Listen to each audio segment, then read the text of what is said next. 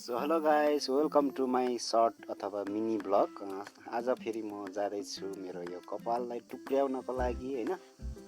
म चाहिँ टक्कसँग हिँडेरै जाने सोचिरहेको थिएँ र तर बुवा आइदिनु भयो बाइक लिएर, त्यसैले बाइकमा जाने निर्णय गरेँ र बाइकमा चढिसकेँ म। र बाइकको यात्रा एकदम रमाइलो भएको छ होइन। बाइकमा गइसकेपछि म पुगिसकेँ र बुवाको काममा बुवा लाग्नुभयो र म मेरो काममा बजारतिर म पुगिसकेँ। र बजार पुगिसकेपछि म हजामतिर पनि पुगिसकेँ कपाल काट्नको लागि। र कपाल दाइले काट्न थालिसक्नुभयो र म कस्तो काट्नु भन्दाखेरि दाइले यस्तो ठिक होला तिमीलाई भनेर यस्तो खालको काटिदिनु भयो। म एकदमै खुसी भएँ, किनभने मैले हेर्दाखेरि म राम्रो देखिरहेको थिएँ। र मेरो आजको सर्ट मिनी ब्लग यति नै रहेको छ।